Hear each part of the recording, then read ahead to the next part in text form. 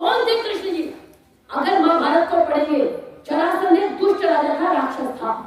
86 राजा बंदी बना रखे थे जरासंध ने, 86 राजा 86, और कहा जब 100 राजा बंदी बना लूंगा तो इन सबका वध कर दूंगा। ये जरासंध की प्रतिज्ञा थी, अर्थात धमकी थी। उस समय वध इस तरह तो नहीं होता था, तो उसने कहा मैं 100 राजा बंदी बना के इनका वध कर दूंगा। 86 राजा बंदी थे। युधिष्ठिर का विचार है रसोई ये करना चाहिए। अब श्री कृष्ण जी को बुलाया गया, क्या करें?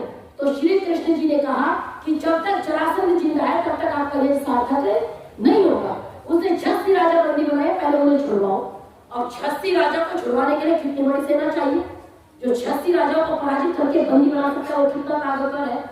तो युधिष्ठिर ने कहा महाराज कैसे होगा, रसोई यज्ञ ना करें? उन्होंने कहा कुछ नहीं होगा, मुझे भीम और अर्जुन को दे दो, बाकी तुम तैयारी करो।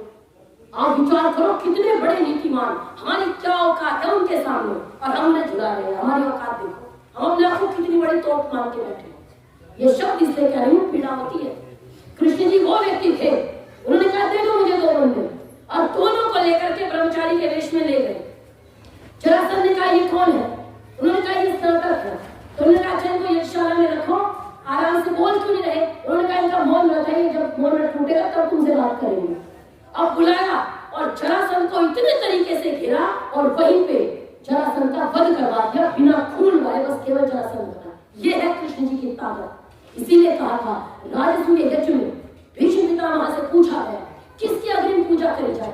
कौन ऐसा व्यक्ति है जो सबसे श्रेष्ठ है, जो ज्ञान में भी श्रेष्ठ है, जो बल में भी श्रेष्ठ है, उसका नाम बताओ।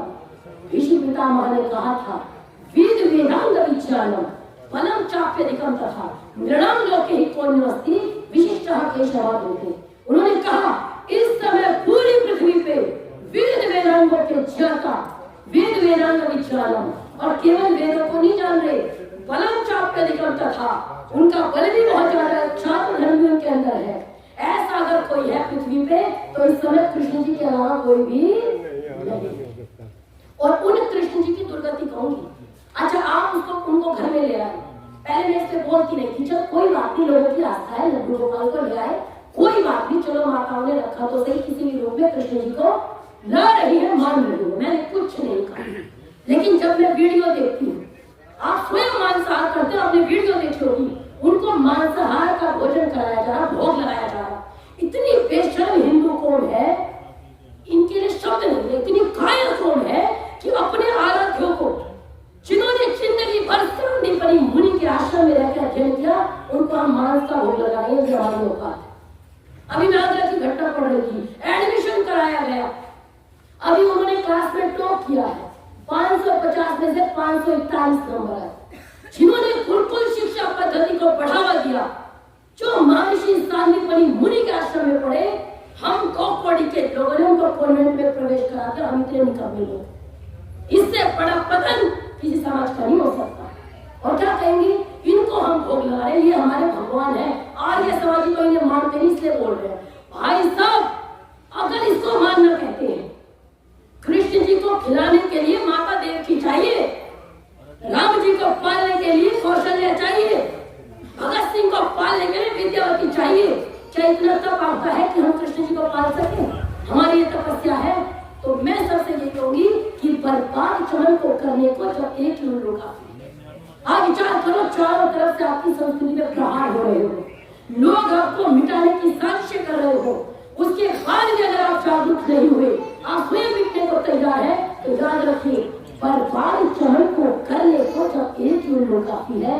हर शाख पे उल्लू बैठा है, अनजाने भी इसका क्या होगा। हर शाख पे उल्लू बैठा है, अनजाने भी इसका क्या होगा। और क्या गाती है, मनियारे का वेश बनाया, श्याम चूड़ी बेचने आया। बहुत बड़ा काम मिल गया ना। कृष्ण जी भगवत गीता में, श्रीमद् भगवत गीता में कहते हैं परित्राणाय साधूनां विनाशाय च दुष्कृतां। साधुओं की रक्षा के लिए, परित्राण के लिए और दुष्टों के विनाश के लिए मेरा जन्म हुआ है। जब जब धर्म की हानि होती है तब तब मुझे आवाज उठानी पड़ेगी, तब तक मैं बोलूंगा। और हम कहते हैं ना ना कृष्ण जी, भगवान जी आप गलत है, आपका जन्म दुष्टों के विनाश के लिए नहीं हुआ, आपका जन्म तो मनियारे का आवेश बनाया, शमचूड़ी बेच रहा है। विचार करो, ये तड़प क्यों नहीं होती आपके मनों में, क्यों नहीं होती क्योंकि स्वाध्याय छोड़ दिया। महाभारत पढ़िए, रामायण पढ़िए, अपने आराध्यों की दुर्गति मत करवाइए।